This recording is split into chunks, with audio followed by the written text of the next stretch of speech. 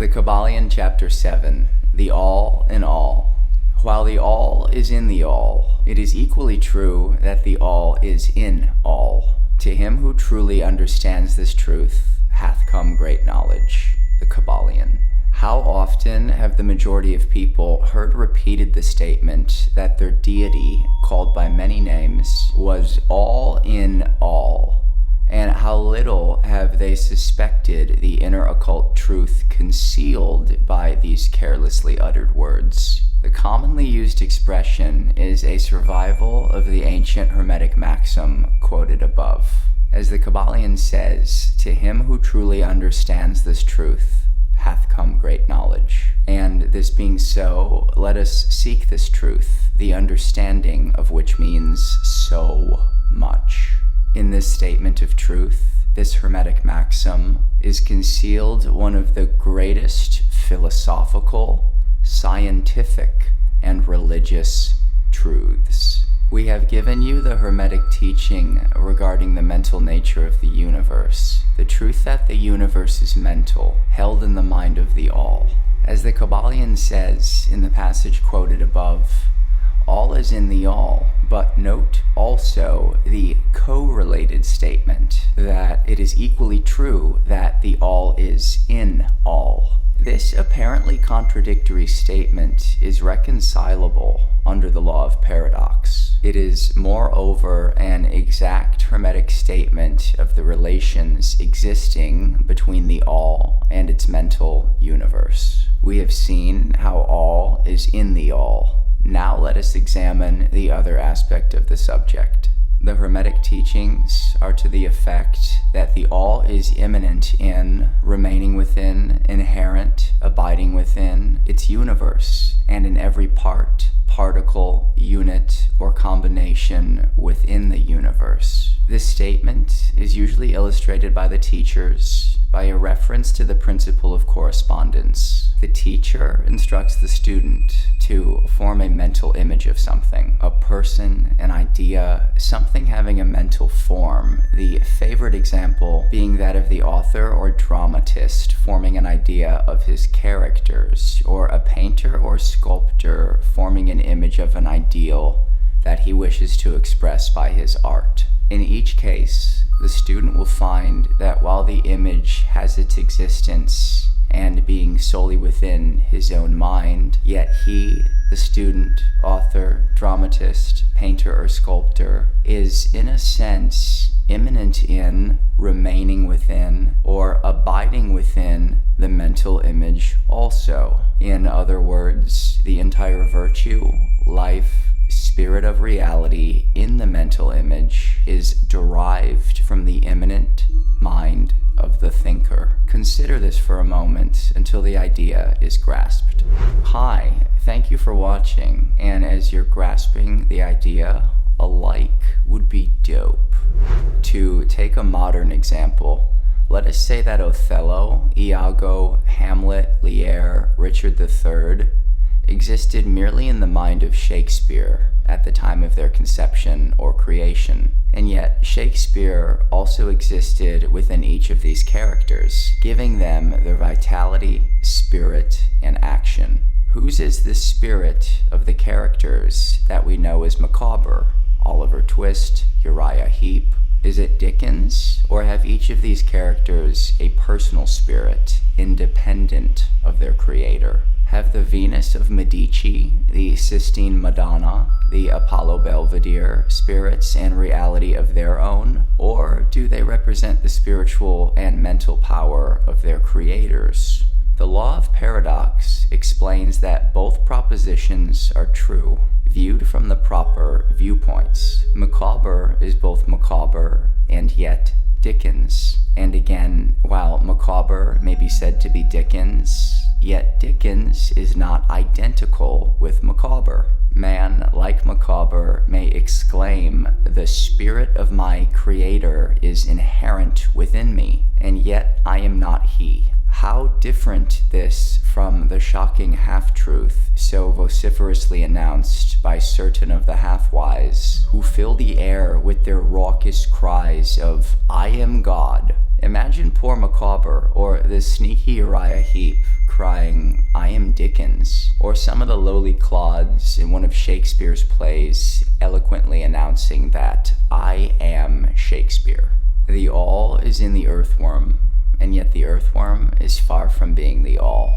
And still the wonder remains that though the earthworm exists merely as a lowly thing, created and having its being solely within the mind of the all, yet the all is immanent in the earthworm and in the particles that go make up the earthworm.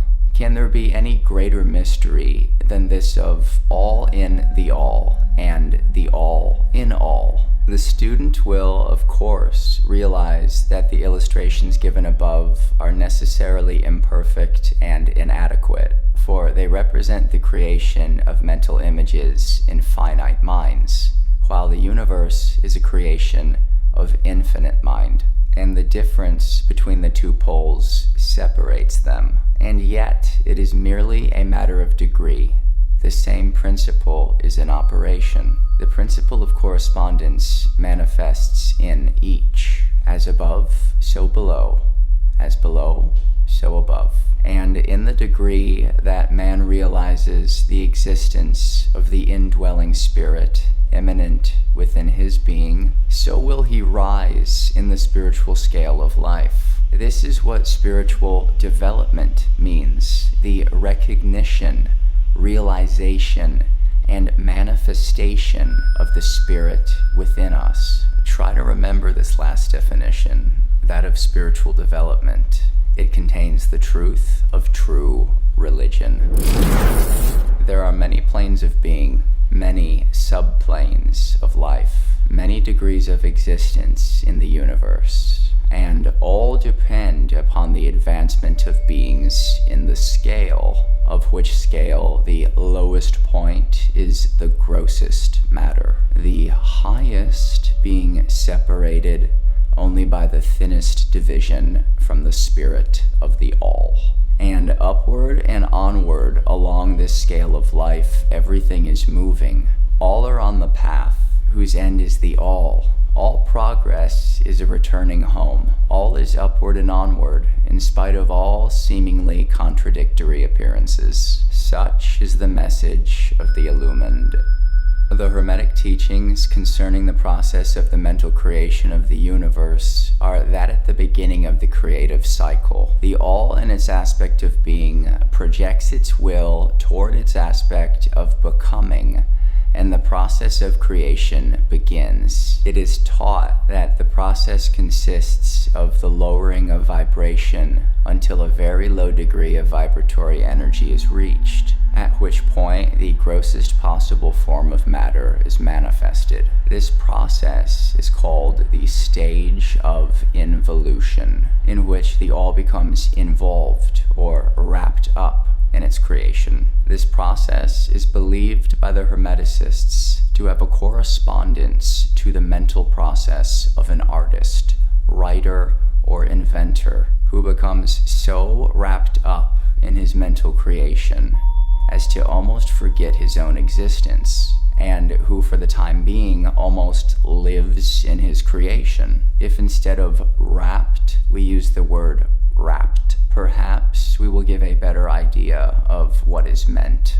This involuntary stage of creation is sometimes called the outpouring of divine energy, just as the evolutionary state is called the indrawing. The extreme pole of the creative process is considered to be the furthest removed from the all, while the beginning of the evolutionary stage is regarded as the beginning of the return swing of the pendulum of rhythm, a coming home idea being held in all of the Hermetic teachings. The teachings are drawn that during the outpouring, the vibrations become lower and lower until finally the urge ceases and the return swing begins. But there is this difference that while in the outpouring, the creative forces manifest compactly as a whole, yet from the beginning of the evolutionary or indrawing stage, there is manifested the law of individualization, that is, the tendency to separate into units of force, so that finally that which which left the all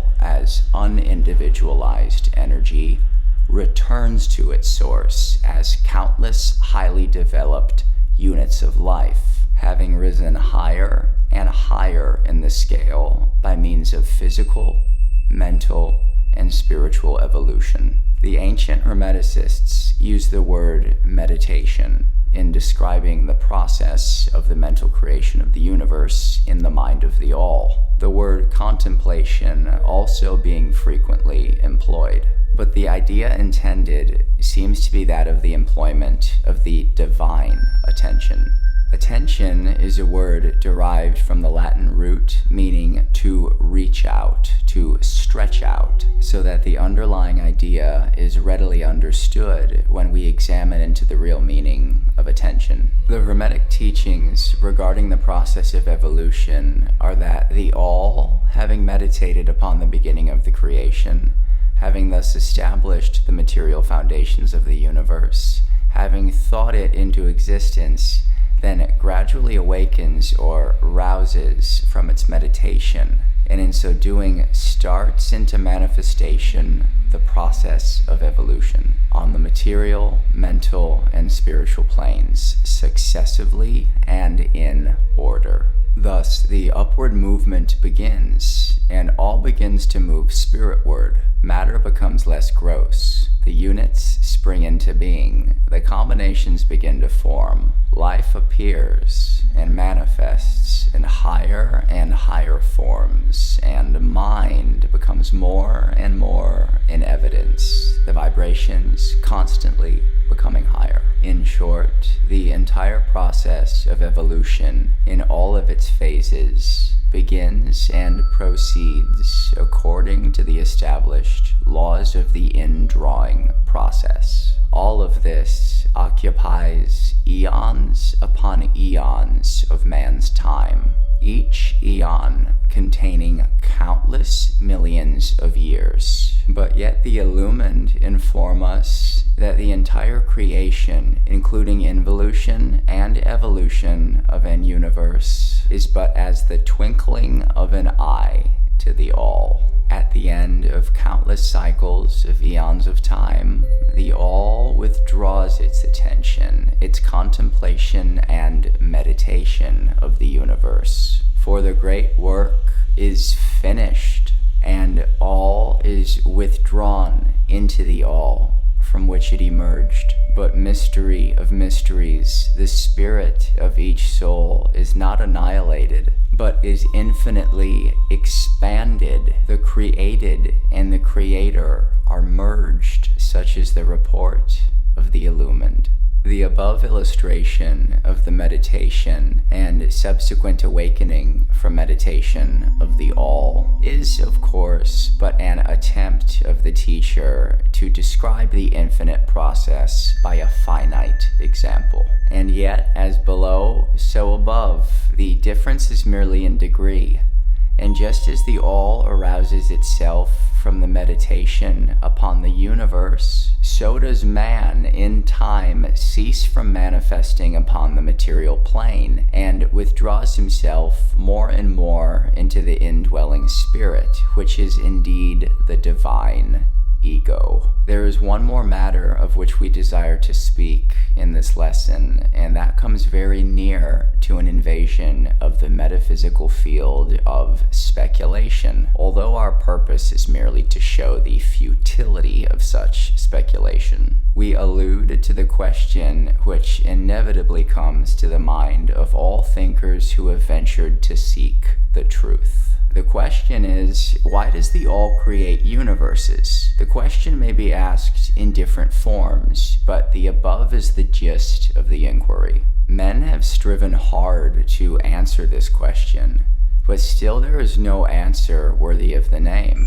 Some have imagined that the all had something to gain by it, but this is absurd, for what could the all gain that it did not already possess? Others have sought the answer in the idea that the all wished something to love, and others that it created for pleasure, or amusement, or because it was lonely, or to manifest its power. all puerile explanations and ideas belonging to the childish period of thought. Others have sought to explain the mystery by assuming that the all found itself compelled to create by reason of its own internal nature, its creative instinct. This idea is in advance of the others, but its weak point lies in the idea of the all being compelled by anything, internal or external. If its internal nature or creative instinct compelled it to do anything, then the internal nature or creative instinct would be the absolute instead of the all. And so accordingly, that part of the proposition falls. And yet, the all does create and manifest and seems to find some kind of satisfaction in so doing, and it is difficult to escape the conclusion that in some infinite degree, it must have what would correspond to an inner nature or creative instinct in man with correspondingly infinite desire and will. And yet, the all does create and manifest and seems to find some kind of satisfaction in so doing. And it is difficult to escape the conclusion that in some infinite degree, it must have what would correspond to an inner nature or creative instinct in man with correspondingly infinite desire and will. It could not act unless it willed to act, and it would not will to act unless it desired to act, and it would not desire to act unless it obtained some satisfaction thereby. And all of these things would belong to an inner nature and might be postulated as existing according to the law of correspondence. But still, we prefer to think of the all as acting entirely free from any influence, internal as well as external. That is the problem which lies at the root of difficulty, and the difficulty that lies at the root of the problem. Strictly speaking, there cannot be said to be any reason whatsoever for the all to act, for a reason implies a cause, and the all is above cause and effect, except when it wills to become a cause, at which time the principle is set into motion. So you see, the matter is unthinkable, just as the all is unknowable. Just as we say the all merely is, so we are compelled to say that the all acts because it acts. At the last, the all is all reason in itself, all law in itself, all action in itself. And it may be said truthfully that the all is its own reason, its own law, its own act. Or still further, that the all, its reason, its act, is law are one, all being names for the same thing. In the opinion of those who are giving you these present lessons, the answer is locked up in the inner self of the all, along with its secret of being. The law of correspondence, in our opinion, reaches only to that aspect of the all which may be spoken of as the aspect of becoming. Back of that aspect is the aspect of being, in which all laws are lost in law. All principles merge into principle, and the all, principle, and being are identical, one and the same. Therefore, metaphysical speculation on this point is futile. We go into the matter here merely to show that we recognize the question, and also the absurdity of the ordinary answers of metaphysics and theology.